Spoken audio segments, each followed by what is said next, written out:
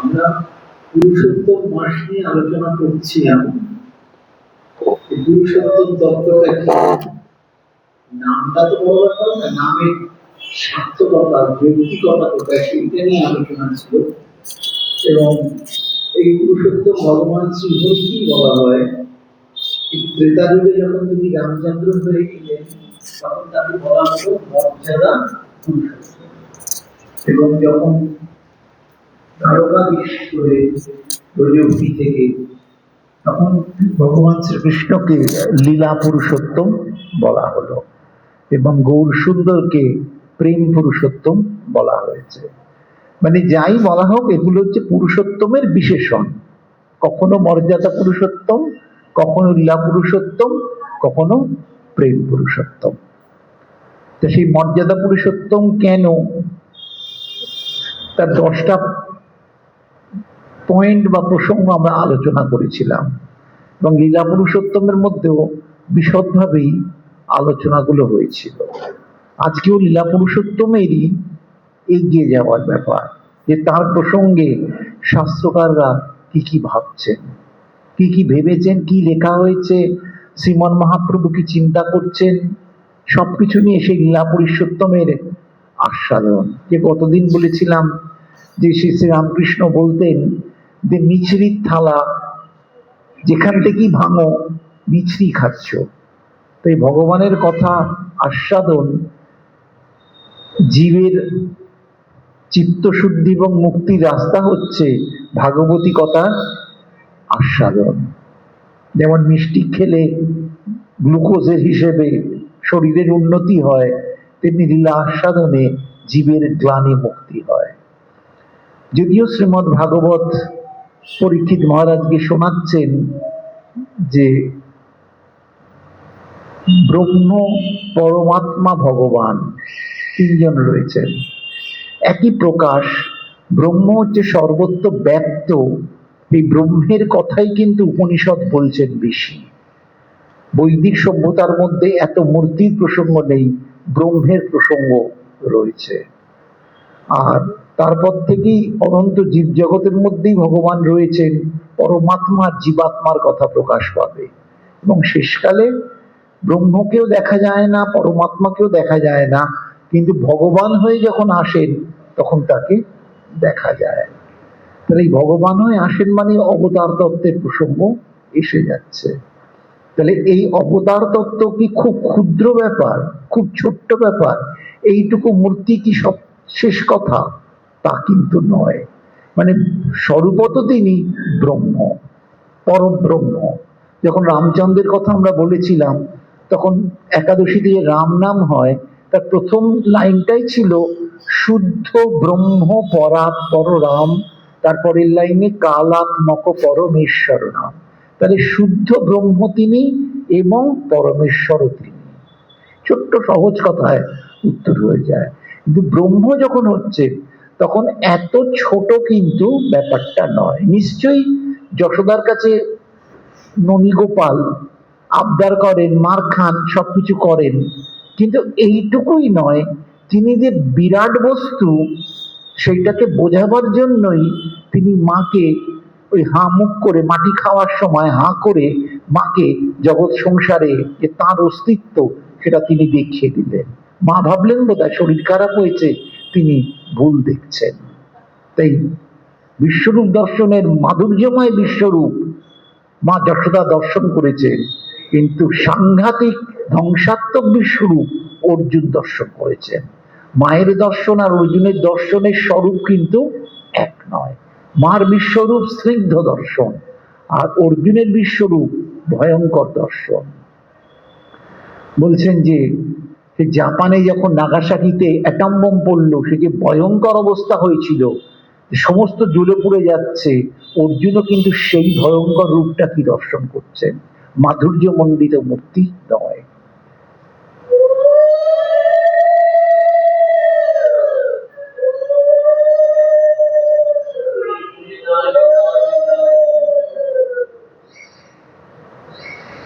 তো সেই ভয়ঙ্কর বিশ্বরূপ যে দর্শন করছেন অর্জুন, সবকিছু তার মধ্যে দেখছেন, সহস্র সূর্যের প্রভাব, তিনি কিন্তু ভয় পেয়ে গেছেন। যাকে ভয় পাওয়া যায় তাকে ভয় থেকে ভক্তি হয় বটে, কিন্তু প্রীতি থেকে ভক্তি সেখানে হয় না।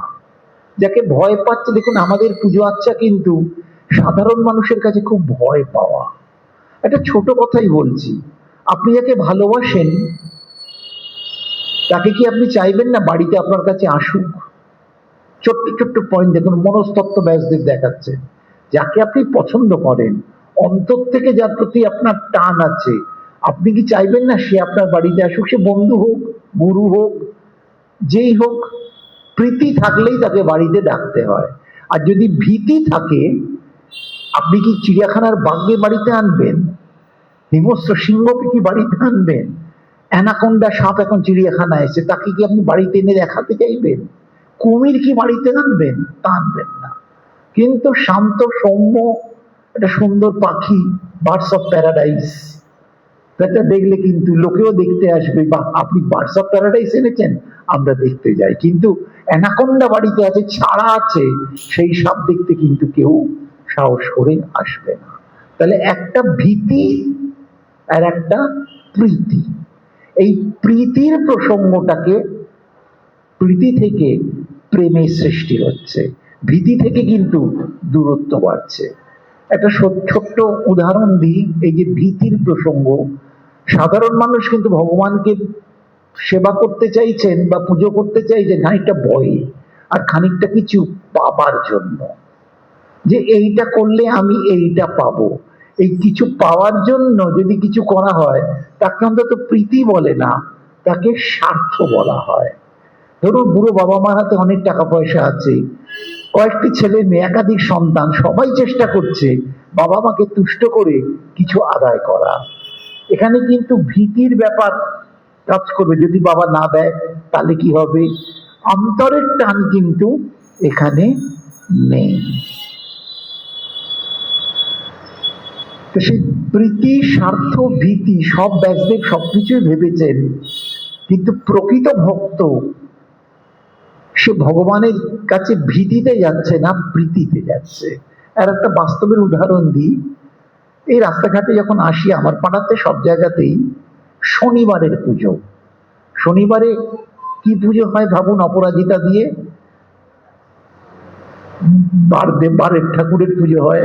আবার বল, তাকে নাম পর্যন্ত মুখে নেবে না, এত ভয় পাওয়া। বারের প্রসাদ বাড়িতে এসে খাবে না, যদি হয় বাড়ির পুজো করতে গেলে ছাতে পুজো করতে হয়। আবার প্রসাদটা ঘরের মধ্যে নিয়ে খাবে না। যার সঙ্গে আমার প্রীতির সম্পর্ক, যদি সে আমার পিতৃতুল্য হয়, বাবাকে কি ঘরে খাওয়ানো যায় না? বাবাকে কি ঘরে বসানো যায় না? কিন্তু সে এমন একটা ভীতির ব্যাপার, সব বাইরে বাইরে, কিন্তু তাকে আমি আবার গুরুত্ব দিচ্ছি কেন? ভয়ে, যে আবার তার কাছ থেকে কিছু পেতে পারি। তাহলে স্বার্থ ভয়, এই স্বার্থ ভয় কোনোদিন উপাসনা হতে পারে না। এটা একটা স্বার্থান্বেষীদের একটা পদ্ধতি, যেটা বর্তমানে সব দিকেই ছড়িয়ে গেছে। যে এইটা কেন করছো না, এইটা করলে তোমার এইটা হবে, এইটা হবে মানেই তোমার স্বার্থ এসে গেল। ভগবান তো বললেন যে কর্মণ্যে অধিকারস্তে মা ফলেষু কদাচন, তোমার কর্মে অধিকার, কিন্তু ফলে নয়। তা ফলটা যখন বারণ করলেন, আমরা কিন্তু আগেই লোক দেখাচ্ছি, এইটা করলে তুমি এইটা পাবে। ভগবান তাকে সেটা বাদ দিতে বলেছেন, তাহলে এইটার বদলে এইটার লোভটা কেন দেওয়া হলো? ব্যাসদেব দিয়েছেন, ব্যাসদেব এই লোভের রাস্তা দেখিয়েছেন। যেমন দুটো জামা কিনলে একটা জামা ফ্রি, দুটো জামা কিনলে একটা জামা ফ্রি, এর লোভ। তাহলে কি এখানে কোনো প্রীতি আছে? এটা একটা প্রজেক্ট, বাণিজ্যিক প্রজেক্ট। ধর্মসভাটা অতি তাই হয়েছে, লোভ দেখানো হচ্ছে, তাহলে তুমি করো, এই পুজো করলে তোমার ওই হবে, ওই পুজো করলে তাই হবে, সেই পুজো করলে তাই হবে। ওই জন্য হনুমানজি কিন্তু এসবের মধ্যে ঢুকছেন না। এই যে এত মর্যাদা পুরুষোত্তমের কথা বলা হলো, হনুমানজি দাসত্বের প্রতীক, তিনি কিন্তু বলছেন সব বারতিথি আমি জানি না, আমি শুধু রামচরণ জানি। এইটা হচ্ছে ভক্তি। এই ভক্তি, ভক্ত আসছে, যদি ভক্তি সত্যি থাকে, তাহলে ভক্ত আর কিছু উদ্দেশ্য নিয়ে করা মানে তাকে শাস্ত্র বলছে আর্ত। বিপদে পড়ে ভগবানের শরণাগতি তো হয় না, আপাতত ভাব দেখাচ্ছে আমি রয়েছি মানে স্বার্থ পূরণ করার জন্য। রাজনীতিতে দেখুন না, যখন অনেক কিছু পাচ্ছে তখন সেই দলে থাকছে, যখন সেই দলের অস্তিত্ব থাকছে না দলে দলে ছেড়ে বেরিয়ে যাচ্ছে।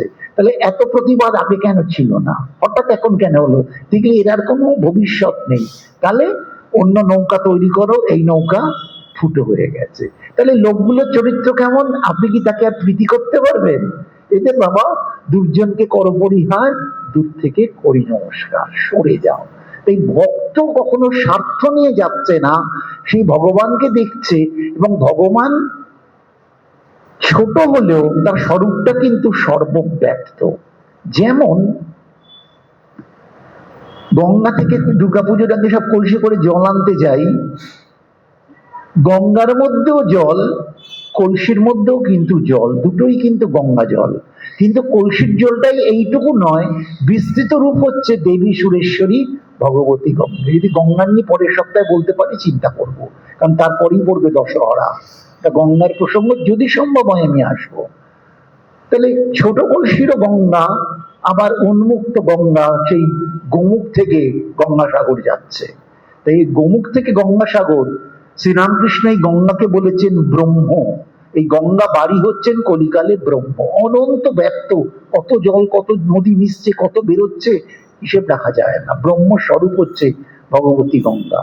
কিন্তু আমার কলসির জলটা, সেটাও তো গঙ্গা, কিন্তু সেটা হচ্ছে ছোট বিগ্রহের মতো, এইটুকু। কিন্তু এইটুকুটাই সব না।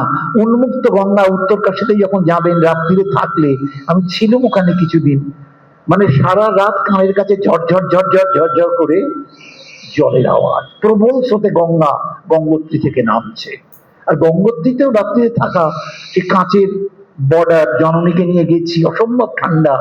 ওই একটু দরজা খোলা হলেই এই গঙ্গার প্রবল স্রোত, গঙ্গার শব্দ পাচ্ছি। ওই হচ্ছে শব্দ ব্রহ্মে গঙ্গা, ব্রহ্ম বাড়ি হয়ে গেছে শ্রীরামকৃষ্ণের কথায়, যে ব্রহ্মকে দেখো নি গঙ্গাকে দেখো, তাহলে ওটা ব্রহ্ম দর্শন তোমার হয়ে যাবে। এত গঙ্গার মাহাত্ম্য এবং পবিত্রতা। পরের দিন পারলে সেদিকের মধ্যে একটু যাওয়ার চেষ্টা করব। আজকে ক্ষুদ্র সংস্করণ এবং বৃহৎ সংস্করণ, সর্বত্র ব্যক্ত তিনি আছেন।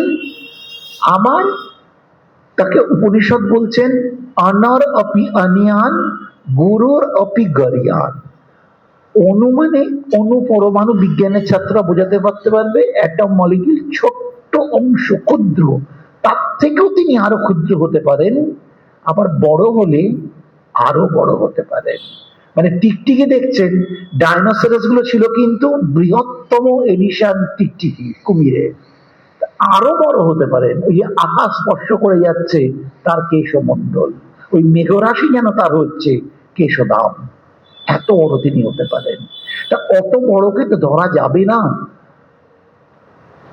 সেই দিনই অর্জুন তো যখন বিশ্বরূপ দর্শন করেছেন, ওই বিরাট মূর্তি দেখেছেন, উনি তো দুবার অন্তত গীতার মধ্যে একাদশ অধ্যায়ে প্রার্থনা করছেন, প্রসীদ দেবেশ জগন নিবাস, প্রসীদ দেবেশ জগন নিবাস। হে জগতের আধার, জগতের নিবাস তুমি, তুমি প্রসন্ন হও, তুমি প্রসন্ন হও।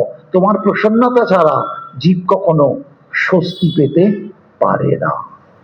তাহলে কাকে বলবেন? ওই বৃহৎ রূপে গেলে তো হারিয়ে যেতে হবে। তাহলে বললেন তোমার সেই সৌম্য মূর্তি তুমি আমাকে দর্শন করাও। তাই সেই ক্রমশ ছোট হচ্ছেন, ছোট হচ্ছেন, হতে হতে একেবারে আবার দ্বিভুজাং মূর্তিতে, দ্বিভুজাঙ্কিত বাসাসম, আবার দুহাতে কৃষ্ণ মূর্তিতে চলে এলেন। অনন্ত রূপ চতুর্ভুজ নারায়ণ মূর্তিও দেখিয়ে কৃষ্ণের মধ্যে চলে এলেন, মানে মানুষ রূপ এসে গেল। যেটা গতদিন আমরা বারবার বলেছি যে কৃষ্ণের যতেক লীলা সর্বোত্তম নরলীলা, নরবপু তাহার স্বরূপ। মানুষ হিসেবে তিনি আবার নামলেন, অর্জুনের ভয় যেন কিছুটা কমলো, যে হ্যাঁ এর সঙ্গে মিশেছি, ওই বড়জনের সঙ্গে মিশিনি। কিন্তু এর সঙ্গে মানে ছোটটার সঙ্গে মিশছি মানে তার বৃহৎ মাহাত্ম্য, গুণ এবং বৈশিষ্ট্য কি চলে যায়? একটা বড় জিনিস, ছবি দেখুন না, আজাল ছেলেরা করে দিতে পারবে, জওয়ান ছেলেরা, বিরাট বড় ছবি, সেটাকে ছোট করা হচ্ছে, ছোট্ট এইটুকু করে দেওয়া হলো। তাহলে বড়র যা গুণ, ছোটর মধ্যে কি গুণ না থাকবে না? বা ছোটটাকে বড় করা হচ্ছে, এনলার্জ করছি, ফেটে যাবে, কিন্তু গলার মালাটা বোঝা যাবে, চোখ মুখ বোঝা যাবে। আমরা যদি বিশেষ কিছু দেখতে চাই অনুসন্ধান, তাহলে ছোটটাকে বড় করি, চোখে দেখতে পাচ্ছি না, বড় করে দেখি। তাহলে কথার বক্তব্য, বড়তেও যা আছে ছোটতেও তাই আছে, ছোটতেও যা আছে বড়তেও তাই আছে। ওই প্রবাহমান গঙ্গা আর গঙ্গা জলের কলসিতে কোনো তফাৎ নেই, কিন্তু ওই প্রবাহমানতা রয়েছে, ফ্লোটা, যেটা কলসির মধ্যে নেই, কিন্তু গঙ্গায় গেলে, বাবুঘাটে গেলে গঙ্গার ফ্লো জোয়ার ভাটাতে আসবে, কলসিতে কিন্তু জোয়ার ভাটা আসবে না। দেখুন, আমরা শুধু আলোচনা করছি কৃষ্ণকে, কৃষ্ণের লীলা পুরুষোত্তমকে আমাদের এই ছোট আর বড়র মধ্যে দিয়ে দেখতে হবে। কখনো ম্যাগনিফাইং গ্লাস দিয়ে, ম্যাগনিফাই মানে বড় করে, কখনো ম্যাগনিফাইং গ্লাস দিয়ে বড় করতে হবে, কখনো ম্যাগনিফাইং গ্লাস সরিয়ে দিয়ে ছোট্ট করে দেখতে হবে। ওই ছোট্ট করে দেখা হচ্ছে গোপাল। ছোট্ট তত্ত্ব যখন এসে গেল, গোপাল।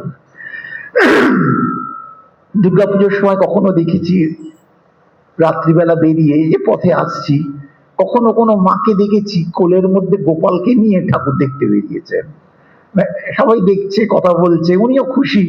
না গোপালকে নাকি বাড়িতে রেখে দিলে গোপালের মন খারাপ হয়, ওর ওর ভীষণ অভিযোগ হয়, গোপালকেও ঠাকুর দেখাতে নিয়ে যাচ্ছি। দেখুন, এটা একটা মানবিক চিন্তাধারা, যে গোপাল তো বিশ্বব্যাপক, খেলিছ বিশ্বলয়ে বিরাট শিশু আন মনে, প্রলয় সৃষ্টি তব পুতুল খেলা, নিরজনে প্রভু নিরজনে। তারও নাকি মন খারাপ হয়, তাই ওটা ছোট হিসেবে দেখা।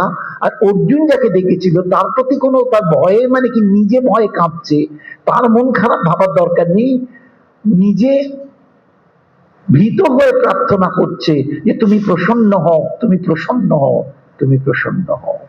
তাই ছোট্ট সাজাবর হিসেবে গোপালের সাজ রয়েছে, ছোট্ট বিগ্রহের সাজ রয়েছে। আবার তিনি যখন সর্বব্যাপী কৃষ্ণ পরব্রহ্ম সচ্চিদানন্দ বিগ্রহ হয়ে যাচ্ছেন, তখন তার ওই এনলার্জ এডিশনের তত্ত্ব কথাগুলো একটু অন্যরকম হয়ে যাচ্ছে। আমরা সেইখানে লীলা পুরুষোত্তমের সেই ব্যাখ্যাতে আচার্যগণ কি বলেছে সেই আমার কথা চিন্তা করছি। নন্দনাচার্যের গৃহেতে নিত্যানন্দ প্রভু এসছেন। আচ্ছা, নিত্যানন্দ প্রভু একটু মন দিয়ে শুনবেন। আজকে উনি গৌরনিতাই কীর্তন করে গেছেন, আর আমার সামনে গৌরনিতাই রয়েছে, আমি ছবিটা দিয়েছিলাম। নিত্যানন্দ প্রভু কিন্তু একজন অবধূত সন্ন্যাসী, তিনি কিন্তু গৌরাঙ্গ কিন্তু গৃহী, নবদ্বীপে লীলা, তিনি গৃহী, তার বিধবা মা সচিমা, পত্নী বিষ্ণুপ্রিয়া, তার টোল আছে, মানে টিউশন করান প্রচুর লোক, মানে নবদ্বীপ ভারতবর্ষের অন্যতম শ্রেষ্ঠ শিক্ষা কেন্দ্র, তিনি টোল চালান, তাতে উপার্জন হয়, সেই উপার্জনে সংসার চলে।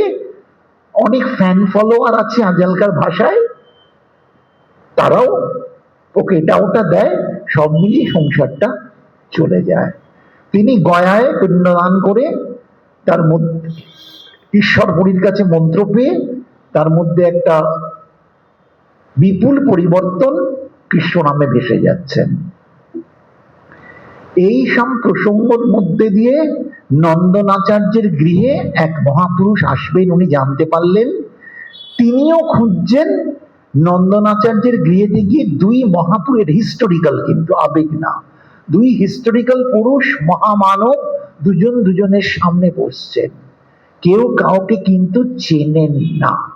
এই জায়গাটা বুঝতে, সবাইকে সবাইকে জন্ম থেকে চেনে তা তো হতে পারে না।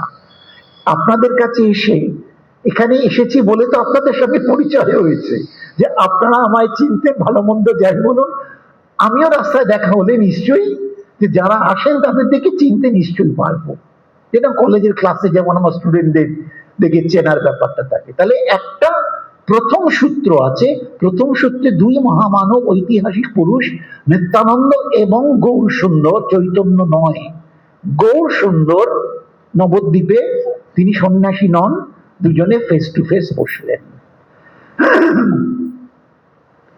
এখন প্রশ্ন হচ্ছে গৌর সুন্দর গৃহে থাকেন। এই ছবিটা গৌরীয় মঠ থেকে মানে প্রচার শুরু সম্ভবত।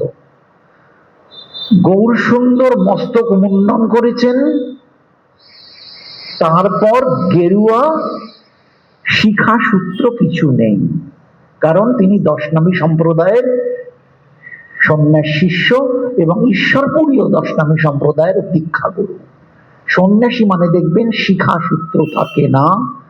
মধু নাপিত তার মাথা কামিয়েছে, তারপরে কেশব ভারতী তাকে সন্ন্যাস দিয়েছে।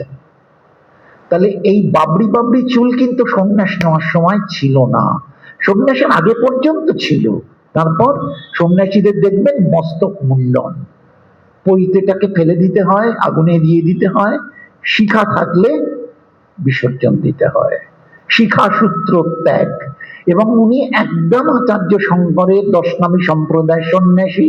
সেখানে সন্ন্যাস নিতে গেলে তত্ত্বমসি বলে একটি শব্দকে ব্যাখ্যা করতে হয়, তার বিশদ ব্যাখ্যা চৈতন্য চরিতামৃতের মধ্যে আছে। কিন্তু ছবিগুলো যখন হচ্ছে, নবদ্বীপে তিনি গেরুয়া পরে ঘুরছেন। সব গৌরাঙ্গের ছবি দেখবেন, এত বড় বড় চুল, গলায় পইতে, গেরুয়া কাপড়, দুটো কিন্তু হয় না। হয় ন্যাড়া মাথা গেরুয়া কাপড়, নইলে সাদা ধুতি পড়ুন, যাই পড়ুন, বাবরি বাবরি চুল, হরিনাম করতেই পারেন, কোনো ব্যাপার না। কন্ট্রাডিকশন। এই ভাবের ঘরে অনেক কিছু ঢুকে গেছে। যেমন নিত্যানন্দ, এখানে একই প্রসঙ্গ, নিত্যানন্দের গলায় পইতে ঝুলছে, নিত্যানন্দ অবধূত সন্ন্যাসী, তার পইতে সম্ভব না। Point number 1। এগুলো শিল্পীরা ভাবের ঘরে করে, পড়াশোনার ব্যাপার নেই।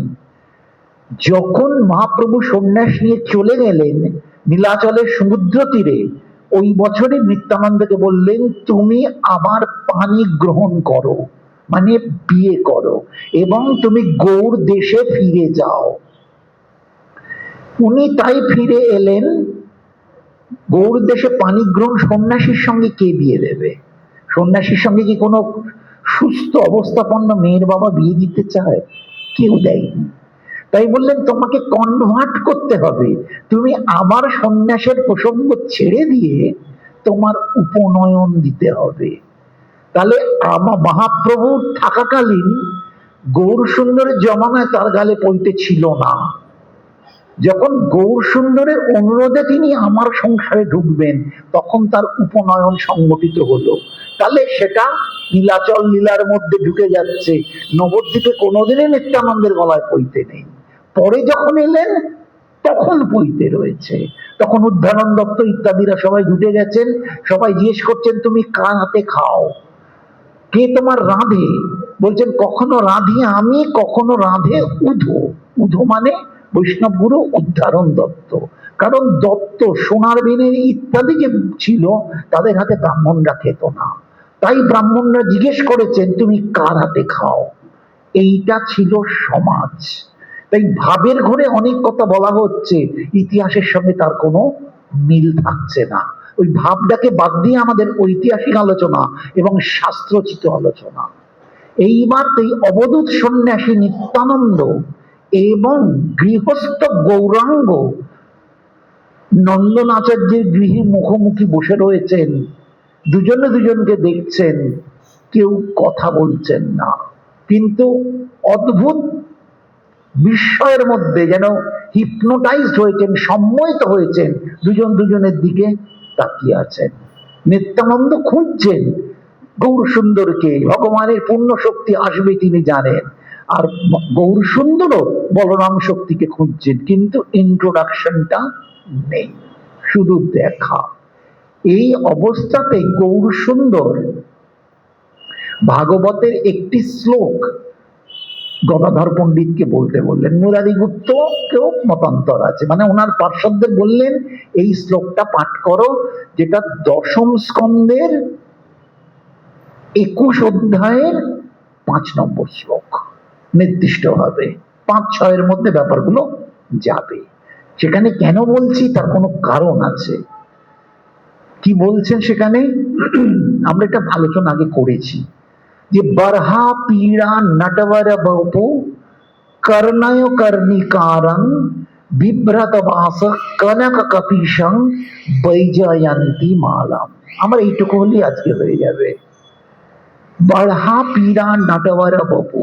কেন বলছেন? যমুনার তীরে কৃষ্ণ আর বলরাম ঘুরছেন, সেখানে কৃষ্ণ কিরকম সেজেছেন সেইটা ভাগবতের শ্লোক বলছে। কৃষ্ণ সেজেছেন ব্রহ্মের আমার সাজ। কি বারহা পীড়া নটবর বপু, তিনি ময়ূর পুচ্ছ দিয়ে মাথায় সাজিয়েছেন, অসম্ভব হিরোইটিক মানে নায়কোচিত আকারে হাঁটছেন। কর্ণায় কর্ণিকারম, কানের মধ্যে কর্ণিকা ফুল দিয়ে সেজেছে, ফুলের সাজ। ফুলের সাজে, কথাটা মনে রাখবেন। বারহা পীরা নটবর বপু কর্ণায় কর্ণিকারম, ফুলের কথা বললাম, মনে রাখতে হবে। আজকে একদম কোর্ট কেসের মতো সাজানো হবে। বিভ্রাত বাস কনক কপিশম, উজ্জ্বল কাঁচা সোনার মতো তার বসন ঝলমল করছে, মানে একটা গোল্ডেন গ্ল্যামার যেন কাপড় থেকে বেরোচ্ছে। আর বৈজয়ন্তী মালাম, বিভ্রাত বাস কনক কপিশম বৈজয়ন্তী মালাম, গলায় কি রয়েছে? বৈজয়ন্তী মালা। बर्हा पीरा नटवर बोपु कर्णय कर्णिकारं बिभ्रत वास कनक कपीशं বৈজয়ন্তী মালা। এই বৈজয়ন্তী মালার কথা এটা এখানে পেলাম 21 অধ্যায়ে। যখন রাস পঞ্চাধ্যায় শুরু হবে 29 নম্বর চ্যাপ্টার, সেখানেও একবার পাবো বৈজয়ন্তী মালা। দুবার বৈজয়ন্তী মালা আমরা উল্লেখ করলাম। এসব তো সুর করে করে করা যাবে, আপনিও হাততালি দিয়ে কীর্তন করতে পারবেন। যারা মিউজিক দিয়ে এখন ভাগবত করে তাদের তো একদম ফাটিয়ে দিতে পারবে এই শ্লোকের মধ্যে দিয়ে। আমার প্রশ্ন এবার আপনাদের, এই যে বৈজয়ন্তী মালা, ভগবানের গলায় বৈজয়ন্তী মালা ঝুলছে, এটা সর্বত্র বলা হচ্ছে, এই বৈজয়ন্তী মালা কি? এই বৈজয়ন্তী মালাটা কি? আপনারা তো এত পাঠ শোনেন, কি রকম ফুলের মালা? এই বৈজয়ন্তী মালাটার, বৈজয়ন্তী মালা কারেক্ট অ্যাপ্রোচ একদিক থেকে। সেই বিশদ বৈজয়ন্তী মালা কি আমাদের জানতে চাইছি আজকে।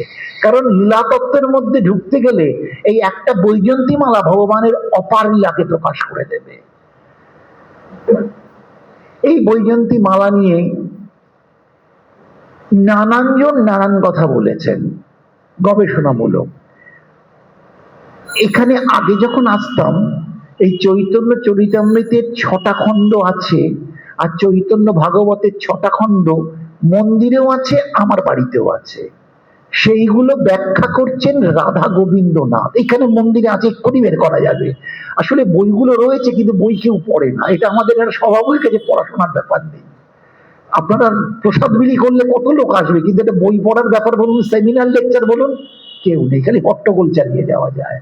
এই রাধা গোবিন্দনাথের যে 12 খণ্ড বই এখানে রয়েছে, আমারও রয়েছে, পড়াশোনা করতে গেলে এই বইটি ছুটতে হবে। রাধা গোবিন্দনাথ আচার্য পদে ছিলেন, ঢাকা কুমিল্লা কলেজের প্রিন্সিপাল স্যার। গৌড়ীয় বৈষ্ণব দর্শনের উপরে তার বিশেষত্ব লেখা। এই যে আগেও বলে যান যে গৌড়ীয় বৈষ্ণব দর্শন ব্যাপারটা কি, লোকে কিন্তু বলতে পারবে না। খালি ছিঁড়ে কলা মাখছি আর হই হই করছি, এইটুকু গৌড়ীয় দর্শন না। এটা হচ্ছে ওই চামচে করে গঙ্গা জল, পুরো গঙ্গার ধারা হচ্ছে গৌড়ীয় বৈষ্ণব ধর্ম, তাকে বুঝতে হবে। তা সেই রাধা গোবিন্দনাথ এইখানে কিছু আলোকপাত করছেন। এবং রাধা গোবিন্দনাথ বেশি দিন আগেকার না, ওনাকে অনেকেই রেফার করে। মডার্ন কুমিল্লা কলেজের প্রিন্সিপাল মানে তো মডার্ন ওয়ার্ল্ডে চলে এলাম। তার আগে এই বইও এখানে আছে, সনাতন গোস্বামীর টিকা বৈষ্ণব তোষিনী। এখানে 22 খণ্ড ভাগবত আছে, দু একটা যদি মিসিং হয় আমি জানি না, আমি এককালে এগুলো এখানে আমার আসতো। ঠিক ওই 22 খণ্ড বই আমার বাড়িতেও আছে। মানে আমার যা যা ভালো জিনিস এই মঠে পেয়ে আমার ভীষণ আনন্দ হয়েছিল। আর দুঃখ হলো এই কারণে বইগুলো ঘেঁটে কেউ কোনোদিন খোলে না। অবশ্য আমাদের এও মাঝে মাঝে মধ্যে পাঠ করতে নিয়ে যায় বলে শুনেছি। আমি বললাম ওই অমুক খণ্ডটা দাও তো, ও বললো আমি পাঠের বাড়িতে রেখে এসেছি, নবরত্ন, ওর নাকি নিয়ে যায়। তা যাই হোক, এই যে ওই 22 খণ্ডে সনাতন গোস্বামীর বৈষ্ণব তোষিনীর টিকাটা পুরো আছে, এবং সংস্কৃতে সেই পড়াশোনার কোনো বিকল্প নেই, এটাকে ঢুকতে গেলে পড়াশোনা করতে হবে। এবং তাহলে আমি রাধা গোবিন্দনাথের কথা বললাম, সনাতন গোস্বামীর বৈষ্ণব তোষিনী বললাম, আর একজনকে পাচ্ছি পণ্ডিত রামকৃষ্ণ, আমাদের রামকৃষ্ণ না, তিনি প্রেমমঞ্জরি বলে একটি বই লিখেছেন, মানে তার লেখা পুরনো, সেই প্রেমমঞ্জরির মধ্যেও তিনি বৈষ্ণব তোষণ ইত্যাদি নিয়ে এই বৈজন্তী মালার কথা উল্লেখ করছেন। বলে এত আমি কেন বলছি, ওই গঙ্গার জলের কলসি আর গঙ্গাটা মনে রাখতে হবে। একটা হচ্ছে তোমার হাতের কাছে রয়েছে কলসির গঙ্গা জল, আর গঙ্গোত্রী থেকে যে গঙ্গা যাচ্ছে ওটা তোমার হাতেতে নেই, ওটা আছে বিরাট রূপ, আর একটা হচ্ছে ক্ষুদ্র রূপ এইখানে। তাই একটি বিরাট রূপে যখন বৈজন্তী মালা ধারণ করছেন তখন তার তত্ত্বগত বিশ্লেষণ আলাদা, আর ছোট্ট করে যখন গোপালের সেবা হচ্ছে তখন তার মানেটা আলাদা করে ছোট্ট ভাবে দেওয়া হচ্ছে। এই ছোট্ট মূর্তির যথার্থ আলোকপাত দিদি করেছেন ফুলসজ্জা, পুষ্প দিয়ে মালাটাকে সাজানো হচ্ছে। কিন্তু ফুলের সজ্জা তো, পুষ্পসজ্জা তো 2 টাকা 5 টাকার মালা বাজারে দিন রাত পাওয়া যাচ্ছে, তাকে কি বৈজন্তী মালা কখনো বলা যাবে? উত্তর নয়। তাহলে বৈজন্তী মালা জিনিসটাই একটা বিশ্লেষণাত্মক বিষয়, যে কখন এবং ব্রজভূমিতে একটা, দ্বারকায় চলে গেলে আর একটা, আর বিশ্বরূপে যখন যাবে আর একটা, একই জিনিসের মধ্যে পাল্টে যাচ্ছে। ভগবানের বাঁশিও কিন্তু নানান রকম, কখনো মুরলী কখনো বংশী, আঙুলের মাপ আছে, ফুটোর ব্যাপার আছে, সেই অনুযায়ী পরিবর্তন হয়ে যাচ্ছে। টিকাকারগণ যেহেতু তিনি ব্রহ্মস্বরূপ, তার সর্বব্যাপ্ত মূর্তিটাকে শেষ পর্যন্ত কিন্তু ফোকাস করা হচ্ছে, যেটা এত ছোট নয় যে তুমি করে ফেলতে পারবে। টোটা গোপীনাথে যখন গেছেন, পুরীর কথা বলছি, যারা দর্শন করেছেন, এই যখন চন্দন যাত্রা হয় রাত্রিবেলা গোপীনাথকে তুলসীর মালা দিয়ে সাজানো হয় এবং মুকুটগুলোকেও তুলসী দিয়ে ভরে দেওয়া হয়, একদম তুলসীতে পুরো আবিষ্ট।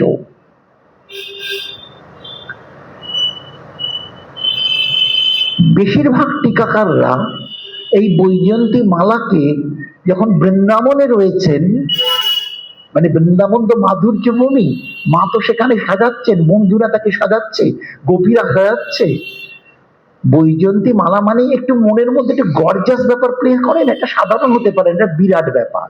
কিন্তু যখন ব্রজভূমিতে রয়েছেন তখন বিরাট ব্যাপার না, সামান্য ব্যাপার। সেটা তো আগে বৈজন্তী কনসেপ্টটা বোঝা যাক, তারপর তো বোঝা যাবে আগে বৈজন্তী জিনিসটা কি। যেমন সোনার হরিণ কি দেখা যাবে? রামচন্দ্র যে সোনার হরিণের পেছনে ছুটেছেন তাকে কি পাওয়া যাবে? পিসি চন্দ্রের স্বর্ণ মৃগয়া হচ্ছে বটে এখনই, তাতে একটা ছবি দেয় সোনার হরিণের লকেট, ওইটা পাওয়া যাবে, কিন্তু রামচন্দ্র সব আসবো, আজকের মধ্যে সব রয়েছে, সব রয়েছে। পারিজাতকে তো নিয়ে চলে এসেছিলেন, পারিজাতকে তো, তাহলে পারিজাত প্রসঙ্গ 2 মিনিট যাচ্ছি। নারদজি এসে পারিজাত নিয়ে এসে কৃষ্ণকে দিলেন, কৃষ্ণ হাতে করে সত্যভামাকে দিলেন, ভুল বললাম, রুক্মিণীকে দিলেন। নারদ গিয়ে লাগালেন যে রুক্মিণীকে দেখেছো কিরম পারিজাত এনে দিয়েছে, তোমার কোনো গুরুত্ব নেই, বেকারই তোমার অহংকার, সব রুক্মিণী। এই যে লাগানে জিনিসের গল্প দিয়ে তো নারদ ফেমাস, কিন্তু বাস্তবে তা না, অন্য কারণ। উনি পণ করলেন সত্যভামা আমার ওই পারিজাতটাই চাই, ওই তোরা যে যা বলিস ভাই আমার সোনার হরিণ চাই, যেমন সীতা চেয়েছেন তেমনি পারিজাত চেয়েছেন সত্যভামা। তাই পারিজাত নেবেন বলে সত্যভামাকে নিয়ে তিনি স্বর্গে গেছেন, ইন্দ্রের সঙ্গে যুদ্ধ করেছেন, পারিজাত তুলে এনেছেন, দ্বারকায় রোপণ করেছেন, কিন্তু কথা দিয়েছিলেন দ্বারকা যখন উনি চলে যাবেন, দ্বারকা সমুদ্রের তলায় চলে যাবে, পারিজাত আবার স্বর্গে ফিরে যাবে। তাই পারিজাত সেই সময় কিন্তু দ্বারকাতে রয়েছে, এটা আমাদের মনে রাখতে হবে।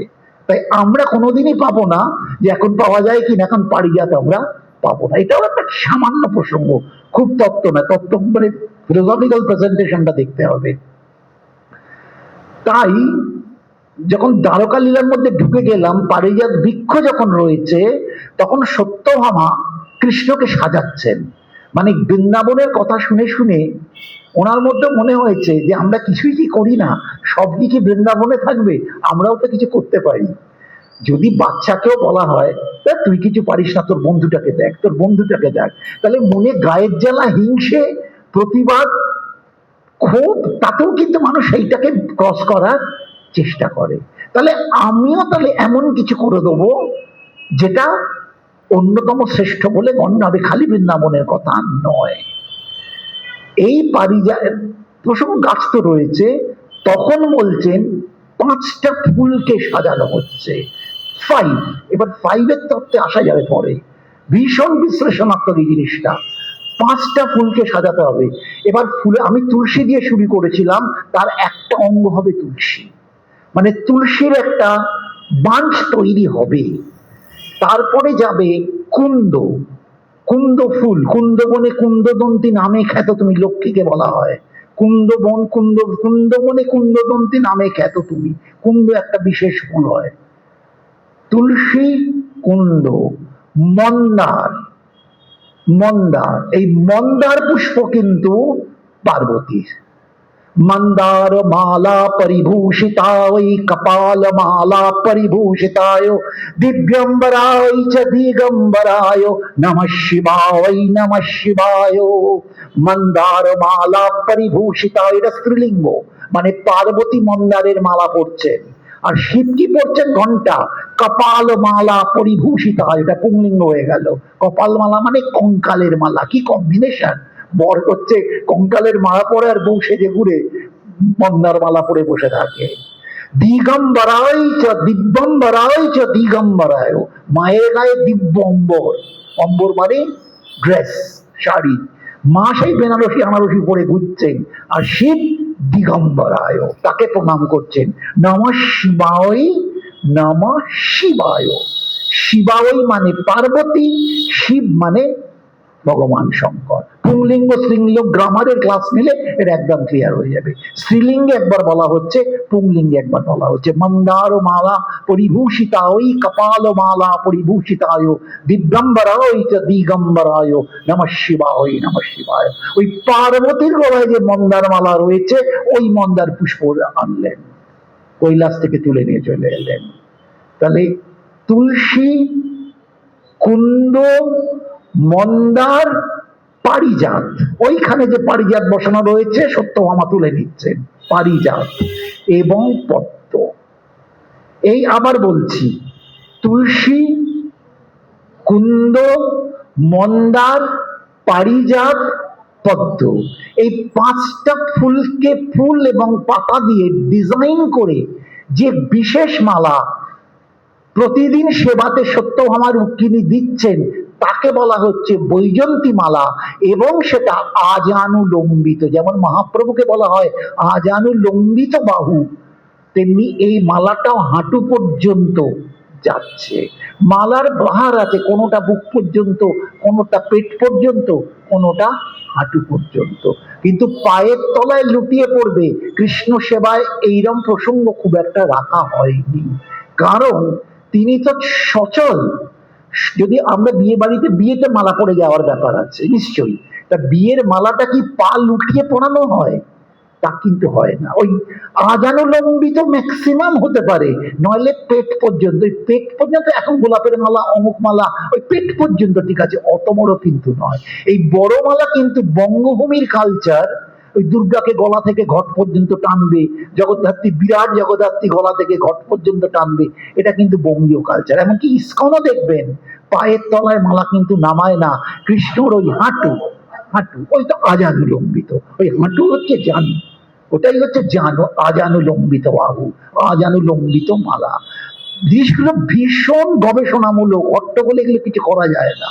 তাহলে এই 5টা পুষ্পের মালা রুক্মিণী সত্যভামা কৃষ্ণকে দ্বারকাতে পরাচ্ছেন, সেই বৈজয়ন্তী মালা শোভা পাচ্ছে। কিন্তু যখন বৃন্দাবনে ভগবান ঘুরছেন, এই যে শ্লোকটা, যে 21 অধ্যায়ের 5 নম্বর শ্লোক, যে বিভ্রাট বাস কনক কপিশং বৈজয়ন্তী মালাম, সেই বৈজয়ন্তী মালার মধ্যে পারিজাত কোথায়? সেইক্ষণ তো পারিজাত নেই। তাহলে তো ওই পারিজাতকে তো ওখানে দেওয়া যাচ্ছে না, আর মন্দার মালাও তিনি কৈলাস থেকে যে আনছেন, আনা কিন্তু মুশকিল হচ্ছে। সেই জন্য বলছেন যে সাদা ফুল শ্বেত, সংস্কৃতে শ্বেত, শ্বেতই মানে শ্বেত ফুল পুষ্পের দ্বারা, শ্বেতই পীতই, পীত বসন মনোমালি মানে হলুদ। হলুদ ফুল আর সাদা ফুল কম্বাইন করলে কিন্তু সত্যি খুব সুন্দর হয়, আমি করি এটা। এমনকি কলকে ফুলের সঙ্গে যদি টগরকে মেশান তাহলেও তার একটা গ্লেজ আসে। অনেকে আমায় প্রশ্ন করেছেন নারায়ণ পুজোতে কেবল সাদা ফুলে হয়। আমি প্রভাসে গেছি, প্রভাস তীর্থের কথা বলছি, ভালুকা, যেখানে কৃষ্ণের অপ্রকট মন্দির, সেখানে সেদিন কৃষ্ণকে সম্পূর্ণ মানে এই পাটা তুলে রয়েছেন, পায়েতে তীরটা পড়েছে, আমার সচক্ষে দেখা, আমি একাধিকবার ঘুরেছি ওগুলো। সেখানে জবা ফুল দিয়ে পুরো কৃষ্ণকে সাজানো রয়েছে, কালার জবা। এবং আর এক জায়গায় রাধা কৃষ্ণের জবার অর্চনা ছবি পাঠাতে ফেসবুক মানে হোয়াটসঅ্যাপে, সবাই বললো কেন সাদা ফুল ছাড়া পুজো কি করে হচ্ছে না, ভারতবর্ষ করে চোখটা খুলে যাবে, বাড়িতে বসে থাকলে কিছু জানতে পারবে না। তা সেখানে পুরোটাই জবা দিয়ে সাজানো হচ্ছে, নানান কালারের জবা দিয়ে কৃষ্ণকে পুরো সাজিয়ে দেওয়া হয়েছে। এবং যদি আরো বলি, যেটা আগে একদিন বলেছিলাম, দাদা আমায় জিজ্ঞেস করেছিলাম আমি গেছিলাম কিনা, কালী পুজোর দিন শ্যামের মন্দির, সেখানে একদম যে মা, যে মায়ের বেশে কৃষ্ণ চলে যাচ্ছেন শ্যাম, সেখানে তার খাড়াও জুটছে, এবং আমাদের যেটা অর্ডিনারি লাল জবা, লাল জবা দিয়ে সেদিন কৃষ্ণ পুরো সেবিত হচ্ছেন। তাই এতগুলো রেফারেন্স দিলাম। এবং রটন্তী কালী পুজো, এই যে প্রসঙ্গটা তুললে সঙ্গে সঙ্গে আমি রেফার করে দিচ্ছি রটন্তী কালী পুজো। এই যে রটন্তী কালী পুজো, রটে গেল, কি রটছে, রটে গেল, যে জিনিস মানে কৃষ্ণ শ্যাম শ্যামা হয়ে গেলেন, ওইটা হচ্ছে রটন্তী কালী পুজো। তাই বিল্ল রল এবং জবা দিয়ে এই কৃষ্ণের চরণ মানে শ্যাম আর শ্যামা এক হয়ে গেছেন, রাধারানী অর্পণ করলেন। ওইটাই তো কৃষ্ণ কালী, আর্ধেক কালী আর্ধেক কৃষ্ণ, কোনো দ্বন্দ্ব নেই, শ্যাম এবং শ্যামা, ব্রহ্ম এবং তার শক্তি, এটাই সমস্ত ফিলোসফির কমন পয়েন্ট, আলাদা করা যায় না। তা এই যে তাহলে আমাদের যে আলোচনা ছিল, শ্বেতই পীতই মানে হলুদ, এবার হচ্ছে নীল পুষ্প দিতে বলছে, রক্তই, রক্ত পুষ্প, তাহলে জবা কিন্তু আসতে পারে রক্ত পুষ্প। টগরের সঙ্গে রঙ্গনকে কম্বাইন করলে, লাল রঙ্গন আর টগর কম্বাইন করলে অসম্ভব সুন্দর দেখতে হয়। তার মধ্যে যদি কলকে দিয়ে একটা গোছা করা যায়, তাহলে দেখুন পুরো অঙ্গসজ্জা কিরম ভাবে বলে দিচ্ছে। সাদা টগর, লালেতে রঙ্গন, লালেতে রঙ্গন যাচ্ছে, পিতই দিয়ে হলদে কলকে যাচ্ছে, আর একটা কলকের মতো ছোট ছোট ফুল, এটাও আমি রাধারানীকে সাজাই। এই ফুলগুলো, এগুলো আমি কিনি না, আমি রাত্রিবেলা ঘুরতে বেরিয়ে ফুল তুলি যখন ফুলের সিজন হয়। এই আধ ঘন্টা 45 মিনিট আমার মর্নিং ওয়াক তো করতে পারি না, ইভিনিং ওয়াক করি, আর ফুলগুলো তুলে আনি, তারপর সাজাই। এগুলো ওদের মালাও করে দেয়, না মালাও হয়ে যায়। এই ছোট ছোট কলকের মতো হলদে ফুল, এটা মুকুটে বাঁশিতে দিলে খুব সুন্দর সাজানো যায়, শালগ্রামের মাথায় দিয়ে সাজিয়ে দেওয়া যায়। তাহলে সাদা, লাল, হলুদ, সবুজ, নীল। নীল ফুল তো অপরাজিতা রয়েছে, নীলের অনেক কিছু পাওয়া যেতে পারে, অপরাজিতা মেশালে খুব সুন্দর হয়, জগন্নাথকেও দেওয়া হয়। সবুজ ফুল কিন্তু পাওয়া মুশকিল। সবুজ ফুলটাকে তুলসী আমরা ধরে নিচ্ছি, তুলসীর যে মঞ্জরি, মঞ্জরি সমেত তুলসী মাথার ডগা থেকে ছিঁড়ে নিয়ে তাকে বাঁচ করলে একদম মঞ্জরি কভার করে তুলসীর বাঁচ তৈরি করা যায়। এই 5টা ফুল দিয়ে যখন সাজিয়ে হচ্ছে, ওটা হচ্ছে ব্রজভূমির বৈজয়ন্তীমালা। সবই তো ক্ষুদ্র সংস্করণ, ছোট্ট নান্নে মুন্নে গোপাল চলছে, সবাই আদর করছে, কিন্তু ব্রহ্ম তো এত ছোট হতে পারে না। তাই এত ছোটর মধ্যে টিকাকাররাও ছেড়ে দিচ্ছেন না, এটা এটা হচ্ছে একটা কম্বিনেশন অফ 5। এই 5 সংখ্যাটা আমার দরকার, আর 9 সংখ্যা দরকার। এক সময় গিয়ে বলবে 9টা ফুলের বাহার, আমি আসবো সেখানে। একটা 5-এর খেলা এক্সপ্রেশন, একটা 9-এর খেলার এক্সপ্রেশন আসবে, বিশ্বরূপেতে 9-এর খেলা হয়ে যাবে। মানে যত বড় হচ্ছে মালা তত বাড়ছে। ছোট্ট ঠাকুর যে এইটুকু গোপালকে পড়া দেখলে কতটা ফুল লাগে, এইটুকু। আর যখন বিশাল সেই চন্দননগরের জগদ্ধাত্রী, তাকে পড়াতে গেলে মানে ফুলের মাল, মানে পাহাড় দিয়েও তাকে শেষ করা যাবে না। এইখানেও সেই 5 আর 9-এর ব্যাপার যাচ্ছে। তাহলে আমরা কতদূর বললাম? 5টা ফুলের মালা, 5টা ফুলের নাম বললাম, এবার 5টা কালারের ফুল বললাম, ক্ষুদ্র সংস্করণ। এইবার যখন তিনি বড়র মধ্যে চলে যাচ্ছেন, ঐশ্বর্য রূপে চলে যাচ্ছেন। হ্যাঁ, এইখানে আর একজন টিকাকারের নাম বলা হয়নি, বংশীধর। তার নাম হচ্ছেন বংশীধর, তিনিও অনেক টিকা করেছেন। বংশীধর বলছেন যে তুমি রত্ন, যখন দ্বারকার লীলাতে আছেন তখন বংশীধর বলছেন তুমি রত্নখচিত মালা পরো, মানে গর্জাস মালার প্রসঙ্গ। তার মধ্যে একটি বলছেন এই পাঁচের খেলাই বৈদুর্যমণি। একটা সিনেমা হয়েছিল বৈদুর্য রহস্য, মনে পড়ছে? সেই দ্বীপের মধ্যে যেত, সেই ভগবানের মণিটা চুরি হয়ে গেল। ঠিক বৈদুর্যমণি কি আমাদের এত আইডিয়া কারোরই সম্ভবত নেই। আমরা তো রত্ন বিশারদ বা পিসিচন্দ্রের বাড়ির কেউ নই যে তারা খুঁজে খুঁজে বের করতে পারে যা স্পেশাল জেম আমাদের পান্নামুক্ত চলতে পারে। বৈদুর্যমণি কোনোদিন আমরা দেখিনি। এবার বৈদুর্যমণিটাকে কিভাবে গাঁথা হচ্ছে, বলছে মুক্তা ফলই, মুক্তা ফল দিয়ে। মুক্ত আমার ফল মানে কি, আমরা যে ছোট মুক্ত পড়ি হাতে যে লিস্টেড করেন বা চিক যেটা পড়েন, একটু একটু গয়নার আইডিয়া আছে, সেগুলো ছোট ছোট মুক্ত। মুক্তা ফল হচ্ছে বড় বড় মুক্ত। এটা স্পেশাল বাসাই মুক্তর ওপর বলা যেতে পারে, ভীষণ বড় সাইজের, অদ্ভুত তার একটা কালার কম্বিনেশন যায়। ওই বৈদুর্যমণিকে গাঁথা হচ্ছে, যেমন এখানেও আজকে মুক্ত পড়ানো হয়েছে, কিন্তু খুব ছোট ছোট। এইটা বড় বড়, কারণ বড় ব্যাপার মানে বড় দরকার। এবার বৈদুর্যমণি পেন্ডেন্ট, মুক্তা ফল। এবার বলা হচ্ছে বজ্রমণি নীলমণি, বজ্রমণি নীলমণি। আমরা জানি না বজ্রমণি এটা ইন্দ্রের জিনিস, ইন্দ্রের বজ্রের সঙ্গে ওইটা পরে উনি যেতেন, সেটাও এখানে আছে। মানে ওনার যা আছে, যেমন পারিজাত তুলে আনলেন, ইন্দ্রের যা ভগবানের তা। বজ্রমণি নীলমণি, একটা ব্লু কোন স্পেশাল কিছু। এবং বলছেন মানিক, আমরা একটা কথা বলতাম 7 রাজার ধন 1 মানিক, মানে it's a combination of precious James, যেটা সাধারণত আমরা ধরতে পারবো না। এটা দ্বারকা সেবা, রানীরা সেসব করে দিতে পারতেন, তাছাড়া সমুদ্র তাকে দিতে পারতেন। এগুলো একটা রাজকীয় রূপকের মধ্যে চলে যাচ্ছে, রত্নখচিত প্রসঙ্গ। এটাও তো ক্ষুদ্রত্ব, যে একটা কোনো গর্জিয়াস জুয়েলারি সেট তার আছে, হতে পারে। এত ছোট তো কখনো টিকাকাররা ছাড়তে পারেন না, কারণ তিনি ব্রহ্ম। বলছেন ওই যে মুক্ত ফল, তাতে সমস্ত কিছু রিফ্লেক্ট করে, এত স্বচ্ছ বড় মুক্ত, তাতে আয়নার মতো যেন প্রতিবিম্বিত হয় আলো।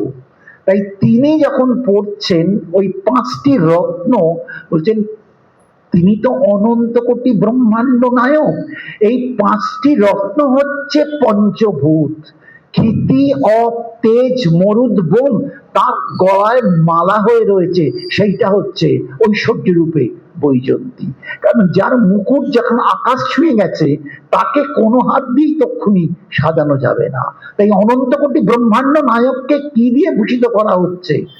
ক্ষিতি অপ তেজ মরুদ বোম, এই 5টা দিয়ে তার বৈজয়ন্তী মালা তৈরি হচ্ছে। এটা তো বিশাল রূপ চলে গেল। এই বিশাল রূপেই তো অর্জুন ভয় পেয়ে গেলেন যে তুমি আমার ছোট হও। তা ছোট যখন হচ্ছেন, তখন ওই 5টা বৃহৎ তত্ত্ব ভ্যানিশ হয়ে গেল। তুমি আমায় কাছে চেয়েছো, আমিও তোমাকে কাছে নিয়ে নেব।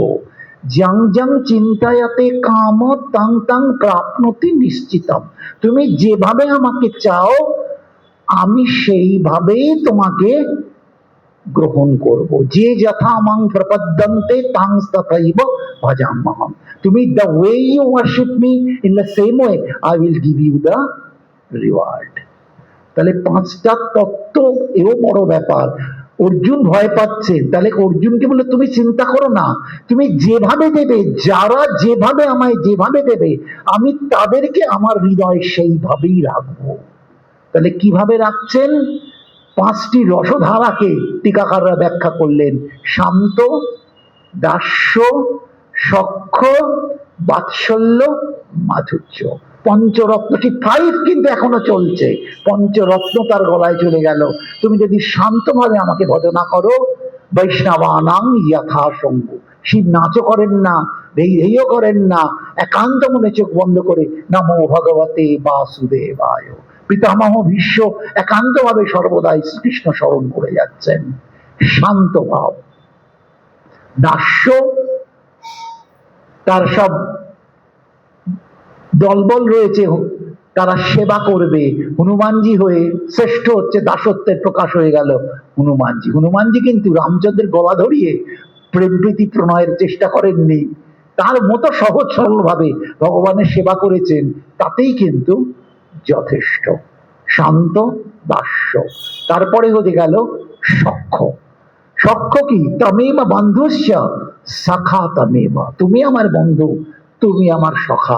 সখার প্রসঙ্গ হচ্ছে তোমার সঙ্গে না থেকে, তোমাকে না দেখে, তোমার কথা না ভেবে থাকতে পারি না, কিন্তু তোমার কাছে আমার কোনো জাগতিক প্রত্যাশা নেই, তোমার এই করিয়াছি জীবনের ধ্রুবতারা, রবীন্দ্রনাথের ভাষায়।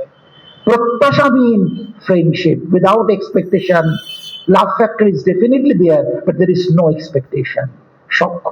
একদিকে অর্জুন, একদিকে উদ্ধব, একদিকে সুদামা। আরো রয়েছে তিনজন, তিন দিকে রয়েছেন। অর্জুন, উদ্ধব, সুদামা। কারুর সঙ্গে কারুর কিন্তু মিল হয় না। কৃষ্ণর কাছে কিন্তু তিনজনই রয়েছেন।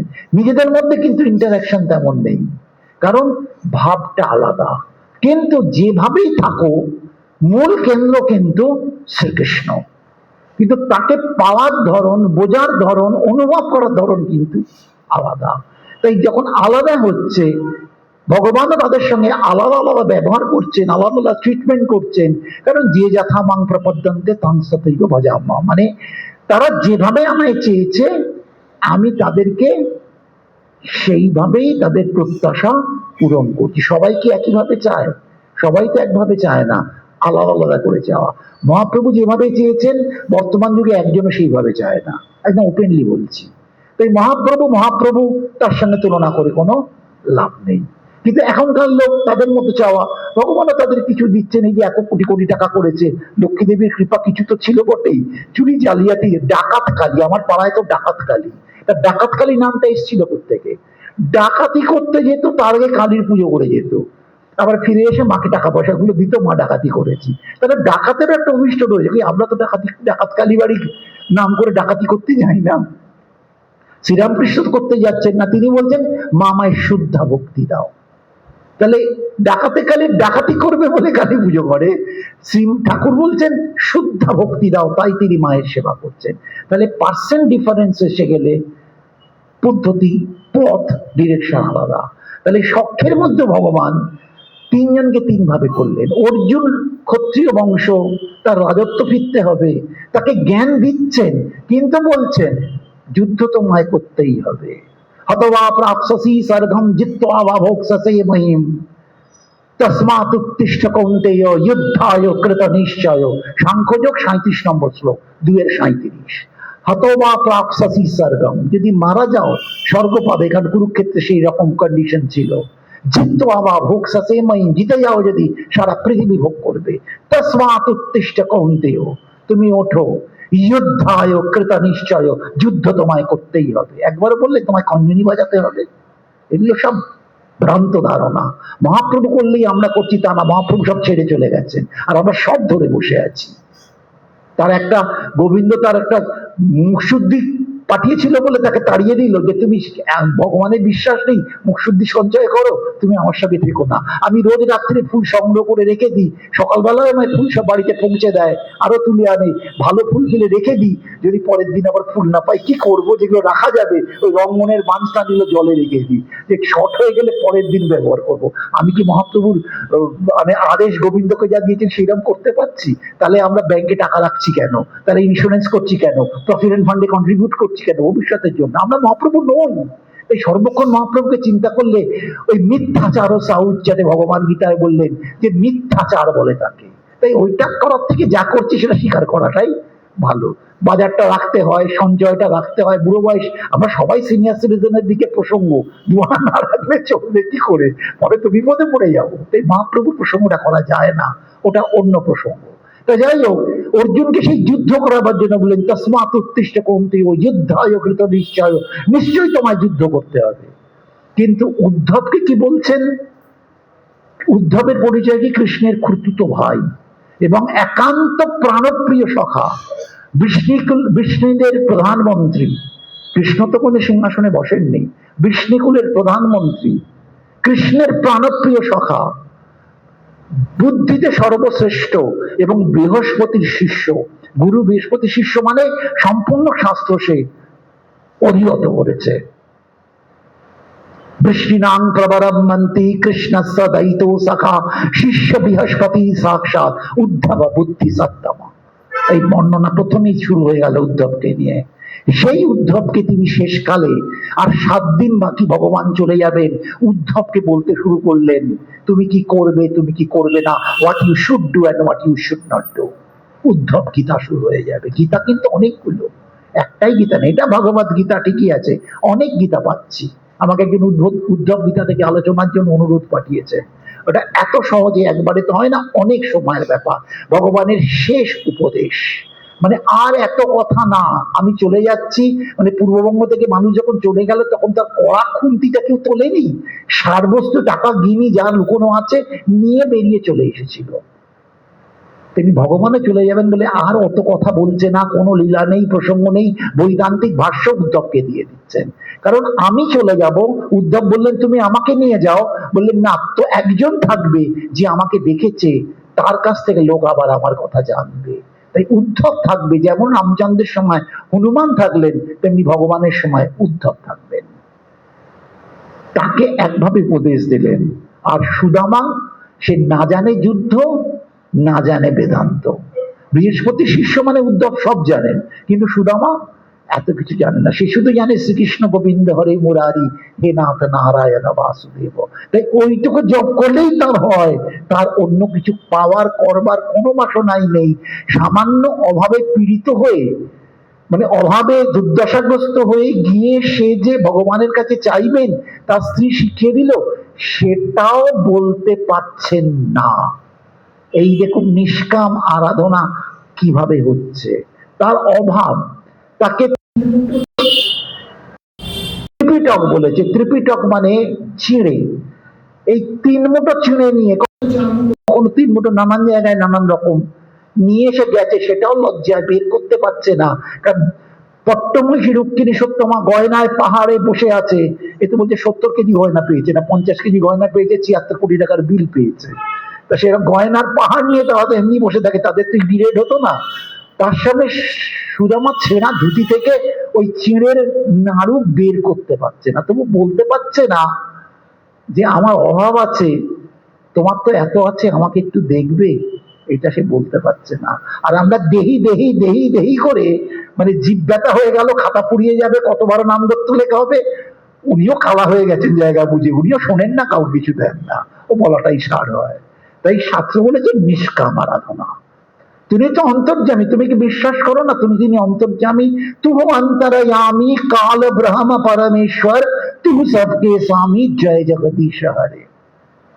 If this is the position, যদি আমার ছেলে, আমার ঘনিষ্ঠ বন্ধু, আমার প্রীতির লোক কেউ আমার কাছে আসে, ফোন করে, তাকে কি বারবার বলতে হয় হ্যাঁ গো আমার নাম এই, আমার বাবার নাম এই, আমার গোত্র এই, আমার অমুক, আমার তমুক? তার কি দরকার হয়? রাতুল যদি আমায় ফোন করে হ্যালো বললেই বুঝে গেল বলো। তা রাতুলকে কি বারবার বলতে হচ্ছে রাতুলের বাবার নাম এই, ওর টাইটেল এই, কবে এই ছিল, দাদু বৃন্দাবনে ছিল? এত গল্পের দরকার আছে? একবারই ফোনটা ধরে বলো, কারণ গলাটা চিনি। তা চেনা হয়ে গেলে দরকার হয়, তাহলে প্রতিবার কাম্য পুজো হচ্ছে, কারণ তার সঙ্গে কামনা জড়িয়ে আছে। এইটা সুদামা নয়। সুদামা কিছু চাইতে পারছে না, অন্তরের অভাব যদি থাকে, যেহেতু তিনি পরমেশ্বর ভগবান, তাতেই তিনি বুঝে যা করবার তাই করে দেবেন এবং করে দিয়েছিলেন। তাহলে অর্জুনকে যুদ্ধে পরম কর্মিক কর্মযোগের মধ্যে রাখছেন, অর্জুনকে, উদ্ধবকে রাখছেন জ্ঞান যজ্ঞের মধ্যে, আর সুদামাকে রাখছেন ভক্তির মধ্যে। যে তোমার দরকার নেই, তোমার যে শরণাগতি রয়েছে, তুমি নির্লোভ, তোমার কোনো কিছু নেই, তোমার কোনো প্রসঙ্গ নেই। যখন অত বড় অট্টালিকা করে দিয়েছেন, তখনও বলেছেন এই ঐশ্বর্যে থাকলে আমি কৃষ্ণ নাম ভুলে যাব, তোমরা থাকো, আমি আবার পর্ণ কুটিরে যাচ্ছি। ভগবান আবির্ভূত হয়ে বলেছেন প্রতি গবাক্ষ মানে জানলাতে ভগবান মূর্তি দর্শন করে বলেছে, সুদামা তোমাকে ছেড়ে কোথাও যেতে হবে না, যেখানে তুমি থাকবে সেইখানে আমি থাকবো। তাহলে কি করে ভগবান করছেন? কারণ অচলা ভক্তি, এই ভক্তি মার্গের প্রসঙ্গ রয়েছে এইখানে। বন্ধু এবং সখা, তমেব বন্ধুস্য সখা তমেব। তুমি যদি সখ্যে আসো তাহলেও হবে, শান্তে এলেও আমি অঙ্গে ধারণ করব, দাস্যে এলেও আমি অঙ্গে ধারণ করব, সখ্যে এলেও আমি অঙ্গে ধারণ করব। যদি বাৎসল্যে চাও যশোদার মতো, তোমার সন্তান জ্ঞানে আমাকে তুমি যত্ন করবে, তাহলেও আমি তোমার অঙ্গ ধারণ করব। আর তুমি যদি প্রেমজ ভাবে আমাকে আলিঙ্গন করতে চাও, তাতেও আমার আপত্তি নেই, কারণ পরমেশ্বর রস বৈহিস, তার রসবোধ আছে, তাই মাধুর্য মালিকা থাকলে সেটাও আমি অঙ্গে ধারণ করব। তাহলে শান্ত, দাস্য, সখ্য, বাৎসল্য, মাধুর্য, পাঁচটাকে তিনি ধারণ করেছেন। এই পঞ্চ রসের আস্বাদন হচ্ছে বৈজয়ন্তী মালিকা। পঞ্চভূতের বৈজয়ন্তী মালিকা, পঞ্চ রসে হচ্ছেন বৈজয়ন্তী মালিকা। যখন বৃহৎ রূপে চলে যাচ্ছেন, কালার বললাম, ফুল বললাম, পঞ্চভূত বললাম, পঞ্চরস বললাম, বৈজয়ন্তী মালা পূর্ণ হয়ে গেল, ব্রজভূমির সবকিছু। আরো বিশালের মধ্যে যখন যাচ্ছেন, নবরত্নের প্রসঙ্গে আসছে, বলছেন নটা কম্বিনেশন, নটি রত্ন। নটি রত্ন তো বলতে কোনো অসুবিধে নেই, এখনো পিসি চললে অর্ডার দিলে বা পুরনো গয়না আপনাদের যাদের রয়েছে, নবরত্নের সেট, হিরে, পান্না, নবরত্নের আংটি, নবরত্নের প্রসঙ্গ, নটা করে স্টোনের, তাতে হিরে আছে, পান্না আছে, চুনি আছে, মুক্ত আছে, পীত পোকরাজ আছে, নবরত্নের বিশাল গর্জাস হার তারকাধীশ সিংহাসনের পাশে পড়ে ঘোরেন, তাকেও বৈজয়ন্তী মালা বলা হচ্ছে। তো সেখানে তো ছাড়লে আমাদের টিকাকাররা ছাড়বেন না, সেইখানে বলছেন আফটার অল তিনি ভক্তের ভগবান। ওই নবরত্ন তো অনন্ত কোটি ব্রহ্মাণ্ড তার অলংকার, সামান্য নটা স্টোনের খেলা দেখে তার কি হবে? তাই নবরত্নটাকে কোনটা দিচ্ছেন? ভক্তের যে ভাবের রাস্তা, প্রতিটা ভাবের রাস্তাকেই তিনি অঙ্গে ধারণ করেছেন বৈজয়ন্তী মালা হিসেবে। এই নবরত্ন কি হচ্ছে? নিত্যানন্দ প্রভু অলংকার পড়তেন বলে অনেক কথা হয়েছিল, তখন মহাপ্রভু বলেছিলেন এটা নিত্যানন্দের নবরত্ন হার। এই যে অলংকার সমষ্টি পড়তেন, বলেছেন নবরত্ন হার। এই নবরত্নকে নিয়ে কি বলছেন? নবরত্ন ভগবান ধারণ করছেন। শ্রবণং কীর্তনং বিষ্ণু, শ্রবণং কীর্তনং বিষ্ণু, স্মরণং পাদ সেবনম, অর্চনং বন্দনং দাসং, সখ্যমাত্মো নিবেদনম। শ্রবণং কীর্তনং বিষ্ণু, স্মরণং পাদ সেবনম, অর্চনং বন্দনং দাসং, সখ্যমাত্মো নিবেদনম। যে নববিধা ভক্তি, এই নববিধা ভক্তি তুমি যাই করো সেটা ভগবানের গলায় মালা হয়ে যাচ্ছে। তাই তোমার মনটা দরকার ভগবানের, তাই বক্তব্য অলংকার না, মনটা দাও। সবগুলোই আমি অঙ্গে ধারণ করেই আছি, মান মানা ভব। একজন টিকাকার বংশীধরের কথা আবার বলছি, সময়ও শেষ, বলছেন ওই যে মুক্তা ফল বলা হচ্ছে, মুক্তা ফলের যে বিশেষ প্রসঙ্গ, 8 সেট থাকবে, 8, এবং সেগুলো প্যাচ মেরে মেরে ছোট থেকে বড় হবে। মানে আমার চিন্তা বুদ্ধিতে যে মানে বুঝলাম, হয়তো 7 নড়ি হার ছিল, লোকে বলতো 7টা স্ট্রিং যায়, এটা 8টা, এটা 8টা, মানে 8টা গলা থেকে ছোট থেকে বড় হয়ে নামছে, ছোট থেকে বড় হয়ে নামছে, 8 নড়ি হারের মতো। কিন্তু জাগতিক অর্থে তো আমাদের টিকাকাররা কখনো শেষ করেননি। কি হচ্ছেন? বলছেন 8 নড়ি হার যে ভগবানের অলংকার 8টা, গীতার মধ্যে ভগবান বলছেন, গীতার মধ্যে একটু আগে যাচ্ছি, আগে বলছেন তারপর পরে বলবেন। আগেরটাই কি বললেন? অজো অপি সন অব্যয়াত্মা ভূতানাম ঈশ্বরোপি সন প্রকৃতিং সামাধিষ্ঠায় প্রকৃতিং সামাধিষ্ঠায় সম্মামি আত্মমায়া। আমার জন্ম নেই, আমি জন্ম মৃত্যু রহিত, আমার পরিবর্তন হয় না, সমস্ত জগতের আমি ঈশ্বর, কিন্তু আমার প্রকৃতিকে অধিষ্ঠান করে আমি আবির্ভূত হই যোগমায়া শক্তির দ্বারা, জ্ঞান যোগ। তারপরে এই যে প্রকৃতি, তোমার প্রকৃতি কে? 8 রকম প্রকৃতির কথা গীতার মধ্যেই ভগবান বললেন। 8 রকম প্রকৃতি আমার রয়েছে, স্থিতি, অপ, তেজ, মরুদ, বোম, মন, বুদ্ধি, অহংকার। এই অষ্ট প্রকৃতির ওপর আশ্রয় করে আমার এই অবতরণ লীলাটাকে আমি পরিপূর্ণ করি। এই অষ্ট প্রকৃতি হচ্ছে গলার ওই 8 নড়ি হার। সেও হয়ে গেল বৈজয়ন্তী মালা, বৈজয়ন্তী মালা। তাহলে এই বৈজয়ন্তী মালার বিশেষত্ব কি? এই বৈজয়ন্তী মালার কথা তত্ত্বগতভাবে বুঝে ভগবানের চরণে যে মনটাকে দিতে পারে, তা তো সবকিছুই তো ভগবানের মধ্যে চলে গেল। তার বিজয় লাভ আটকানোর ক্ষমতা কারুর নেই। ভগবত কৃপায় সে সর্বত্র বিজয় লাভ করবে। এই সর্বত্র বিজয় দান করতে পারে বলি ভগবানের এই মালার নাম হলো বৈজয়ন্তী মালা। এই লীলা মাধুর্য আমরা বলছিলাম, ভগবানের অনন্ত লীলা তার অঙ্গসজ্জা এবং আকৃতি কি প্রকৃতির মধ্যেই রয়েছে, তাই তাকে বলা হলো লীলা পুরুষোত্তম। আজকে এখানেই শেষ করি, বিশ্রাম দিই, পরের দিন আবার ভাবা যাবে, গঙ্গাতে পারলে যাবো। জয় জয় শ্রী রাধে শ্যাম।